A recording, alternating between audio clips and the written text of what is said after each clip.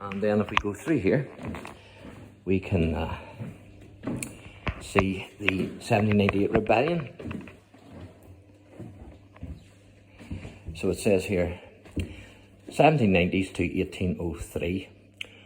With pike and drum, the Society of United Irishmen was set up in 1791. Its members were influenced by the revolutions in America and France. They hoped to apply the ideals of liberty, equality and fraternity to Ireland. However, the rebellion of 1798 was one of the bloodiest episodes in Irish history. The story of the 98 and the legacy of the United Irishmen has been debated and disputed for over 200 years. It continues to generate discussion today. So here's a wee timeline I'm going to show you now. I'm not going to read all this out to you. I'll read maybe some of it, but you can pause the video and read it yourself. So it says 1791, the Society of United Irishmen was set up in Dublin and Belfast. The first members included Theodore Wolfton, Samuel Nelson, and of course I've done a video on Samuel Nelson, William Drennan, Samuel McTeer, and Thomas Russell. And of course Thomas was hanged in this jail, so he was. And so there's Samuel Nelson and William Drennan. And I'll read this one to you too, because it's another man who I've covered. That's the Reverend Birch. 1792, the first County Down Society was formed by the Reverend Ledley Birch in Saintfield in January 1792. The Society published its own newspaper, the Northern Star. And that's the plaque in First Presbyterian Church, Saintfield. Consider that ye here worship in the presence of him who seeth your actions, and will shortly be your judge. Built in the year 1777, Thomas Leslie Birch, AM Minister. And of course I've videoed that plaque. And this is 1794, it's Archibald Hamilton Rowan again. He's of Killilea, I've done him as well on a video. And he was arrested for sedition. And then 1795, the Orange Order was formed in opposition to the Catholic Defenders. Like the Defenders, the United Irishmen, Orange men wore an oath of allegiance to their organisation. The order spread quickly throughout Ulster. And so it goes on then.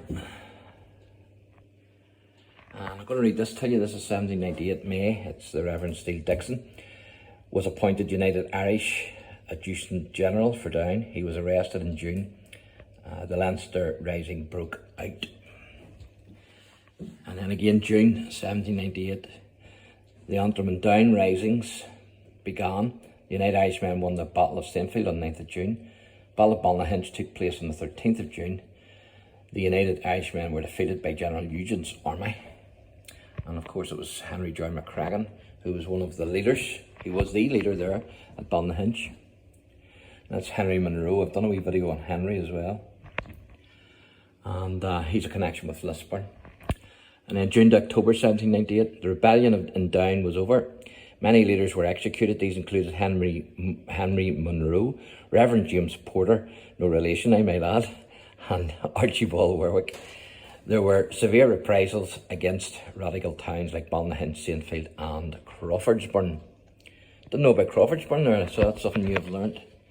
1799, Thomas Russell and other United Irish leaders were moved from Newgate Jail in Dublin to Fort George in Scotland.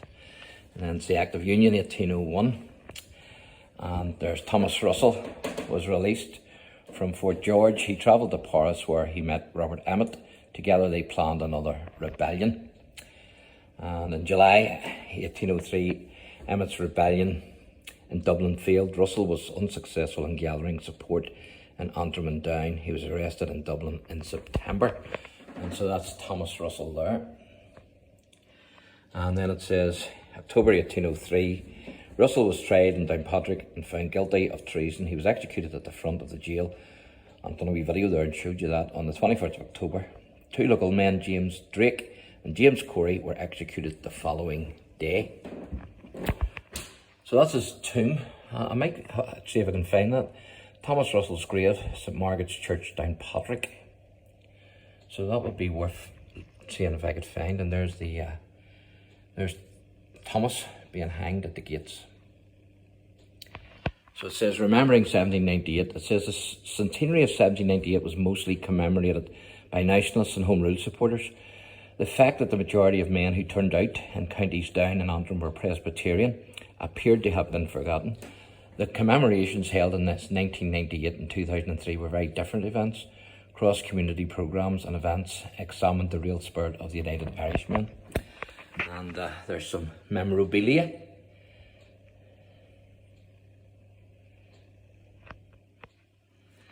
I wouldn't mind that now if they still have it. I doubt it now, but I'm going to ask. Down County Museum, remembering the 1798 rebellion. When Down was up, that would be a good wee leaflet to have. There's some stamps as well.